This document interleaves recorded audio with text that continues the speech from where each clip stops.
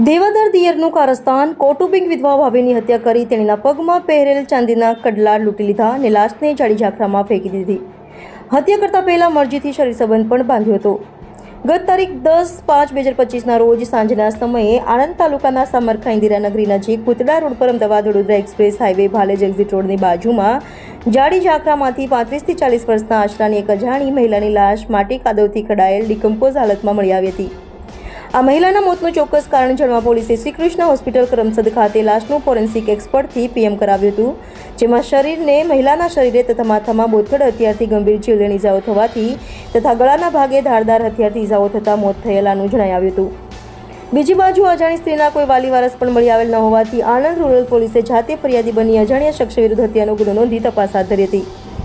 તપાસના ભાગરૂપે પોલીસે બનાવવાળી જગ્યાએ આવવા જવાના રસ્તાઓ પરના સીસીટીવી કેમેરાના ફૂટેજ ચેક કર્યા હતા.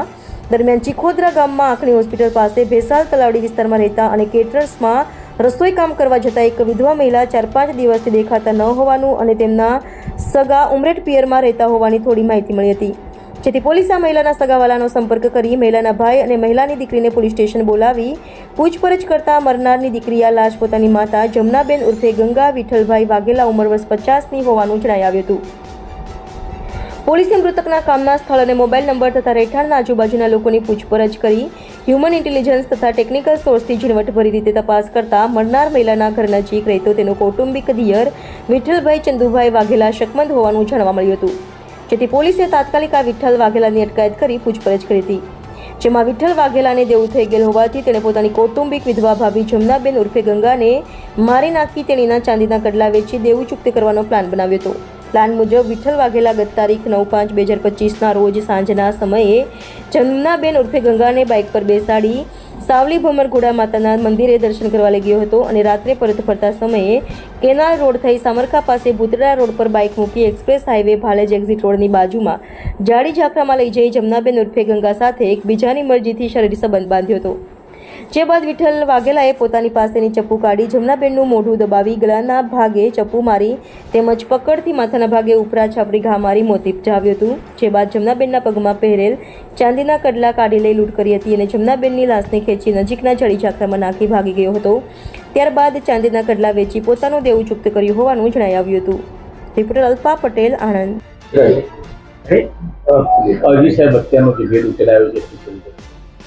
તારીખ 10/5/2025ના રોજ સાંજના સમયે આણંદ રૂરલ પોલીસ સ્ટેશનની હદમાં આવેલ અમદાવાદ ભાલેજ બાયપાસ ઉપર સામરખા ગામના ઇન્દિરા નગરી નજીક ભૂતરડા રોડ ઉપર એક 35 થી 40 વર્ષની ડીકમ્પોઝ હાલતમાં એક સ્ત્રીની લાશ મળી આવેલી. આ બાબતે અનઆઇડેન્ટિફાઈ હોય જેથી ઈડીનો બનાવ રજીસ્ટર કરવામાં આવેલો હતો. આ બનાવમાં મરણ જનારનું મોત કેવી રીતે થયેલું છે તે બાબતે ફોરેન્સિક એક્સપર્ટ મારફતે પીએમ કરાવતા મરણ જનાર 35 થી 40 વર્ષની સ્ત્રીની 2 અથવા 2 કરતાં વધારે દિવસ પહેલાં તેના ગળાના ભાગે તીક્ષ્ણ હથિયારથી તેમાં માથાના પાછળના ભાગે બોથડ પદાર્થથી માર મારી અને મોત નિપજાવેલ હોવાનું મોતનું કારણ જણાઈ આવતા આ બાબતે મર્ડરનો ગુનો રજીસ્ટર કરવામાં આવેલો હતો. સદર બનાવ અનઆઇડેન્ટિફાઈ હોય,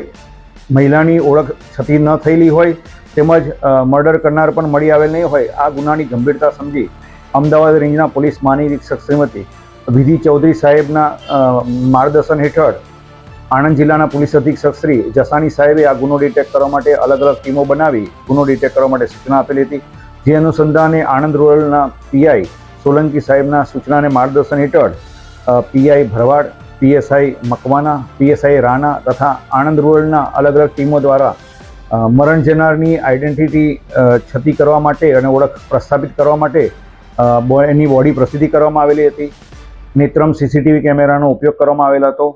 Ahmedabad range, Ahmedabad city, Vadodara range, Vadodara સિટીની આજુબાજુમાં જેટલી પણ મિસિંગ થયેલી મહિલાઓ છે તે બાબતે તપાસ કરવામાં આવેલી હતી. તેમજ સામરખા ગામની આજુબાજુના ગામોમાં પણ બીટ જમાદારો અને પોલીસ કર્મચારીઓ દ્વારા આવી વર્ણનવાળી કોઈ મહિલા છેલ્લા કેટલાક દિવસથી ગુમ થયેલી છે કે કેમ તે બાબતે પણ તપાસ હાથ ધરેલ. તે દરમિયાન ગઈકાલે હકીકત એવી મળેલી હતી કે ચીખોદરા ગામે રહેતી અને વિધવા બેન જે 35 થી 40 વર્ષની છે જે છેલ્લા 4-5 દિવસથી પોતાના વતનમાં ઉમરેઠ ગામે ગયેલી હોવાની હકીકત મળતા આ બાબતે તપાસ કરી તેઓને પોલીસ સ્ટેશનમાં બોલાવી અને આ મહિલાની 10 વર્ષની દીકરી તથા તેની સિસ્ટર અને તેના સગાવાલા મારફતે ડેડ બોડી ઉપરથી જે દાગીના મળી આવેલા હતા, જે કપડાં હતા અને જે વર્ણન હતું તે બાબતે બતાવતા પોતાના આ ડેડ બોડી જમનાબેન ઉર્ફે ગંગા તે વિઠ્ઠલભાઈ સોમાભાઈ વાઘેલાની વિધવાની હોવાનું જણાવેલ. આ ડેડ બોડીને SSG હોસ્પિટલ કોર્ટરૂમમાં રાખેલ હોય ત્યાં બનાવ જઈ અને ચેક કરતા આ ડેડ બોડી જમનાબેનની જ હોવાની હકીકત જણાવેલ, જેથી આ ડેડ બોડી આઈડેન્ટિફાઈ થઈ ગયેલી હોય. આ ગુનો ડિટેક્ટ કરવા માટે ઇલેક્ટ્રોનિક સર્વેલન્સ તેમજ હ્યુમન રિસોર્સિસનો ઉપયોગ કરેલો અને જમનાબેન ઉર્ફે ગંગાબેન સાથે જે પણ વ્યક્તિઓ છેલ્લા મળેલા હતા તેઓને આણંદ રૂરલ પોલીસ સ્ટેશનમાં લાવી પૂછપરછ કરતા આરોપી વિઠ્ઠલભાઈ ચંદુભાઈ મંગળભાઈ વાઘેલાની ગુનામાં સંડોવાઈ જણાવતા એની પૂછપરછ કરતા તેને હકીકત જણાવેલી કે તારીખ 9/5/2025ના રોજ જમનાબેનને પોતાની મોટરસાઇકલ પર બેસાડી આ બનાવવાળી જગ્યાએ લઈ જઈ તેની મરજીથી તેની સાથે શારીરિક સંબંધ બાંધી અને ત્યાર પછી મરણ જનારના ગળાના ભાગે છરીથી હુમલો કરેલો અને તેના માથાના પાછળના ભાગે બોથડ પદાર્થથી માર મારેલો અને તેના ચાંદીના કડલા હતા એ કાઢી અને લૂંટ કરી અને આ ચાંદીના કડલા વેચાણ કરી અને જે પૈસા મળેલા એનું દેવું પોતે ચૂકતી કરેલ હોવાની હકીકત જણાવતા આ ગુનાના કામે આરોપીને એરેસ્ટ કરવામાં આવેલો છે. આ ગુનાના કામે આરોપીએ જે હથિયાર વાપરેલો છે તે હથિયાર રિકવર કરવા માટે જે ચાંદીના કડલા નો જેને લૂંટ કરેલી છે તે ચાંદીના કડલા રિકવર કરવા માટે ગુનો કરતી વખતે પહેરેલ કપડાં રિકવર કરવા બાબતે આરોપીની તપાસ તજવીજ હાથ ધરેલ છે. આમ અનઆઇડેન્ટિફાઈ ડેડ બોડીને આઈડેન્ટિફાઈ કરી અને આ ગુનામાં સંડોવાયેલા આરોપીને ડિટેક્ટ કરવામાં માત્ર 3 દિવસમાં આણંદ રૂરલ પોલીસને સફળતા મળેલ છે. આરોપી મૃતક મહિલા સાથે કેટલા સમયથી સંપર્કમાં હતો? હાલની આરોપીની પૂછપરછ દરમિયાન આરોપી છે એ મરણ જનારનો દૂરનો સગવાલો હોય પહેલેથી જ પરિચયમાં હતો, પરંતુ આરોપીને દેવું થઈ જતા તેને આ ગુનાવાળી જગ્યાએ લઈ જઈ અને ગુનામાં અંજામ આપેલ હોવાની હકીકત તપાસ દરમિયાન જણાવેલ છે. શું આ લૂંટનો હત્યાનું જે આયોજન પહેલાથી જ કરેલું હતું? ના, હાલ સુધીની તપાસ દરમિયાન હકીકત એવી છે કે અવારનવાર